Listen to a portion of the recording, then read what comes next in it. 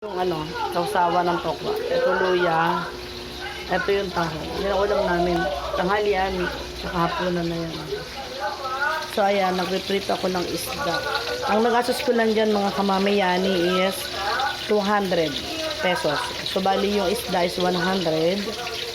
Halagang 100 pesos lang. Tapos yung taho 1 kilo 80 pesos. Eh may natira pa akong 20 pesos. So bumili ako ng tokwa. Para may almusal kami. Papagisan ng mga bata. May makain din silang almusal. Ayan. So, piprito ako para mamaya makapahinga ako, tulog. Ayan.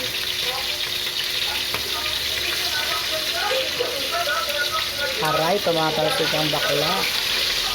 Ayan. So, ayan na nga.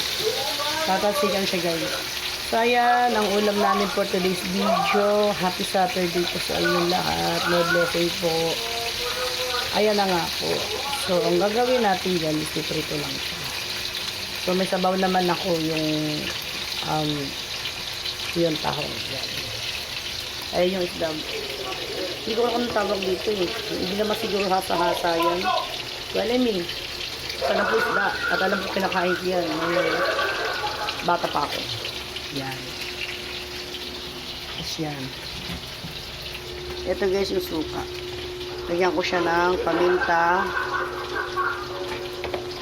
asin, sili. Tapos suka mo. Wala kami sibuyas guys eh. Pinagkasya ko lang yung halagang 200 pesos. Yan. Nakabili pa ng kape. Kagabi pala yun. Sorry naman. Okay guys, mamaya naman ulit. Bye bye. Ingat tayo lahat.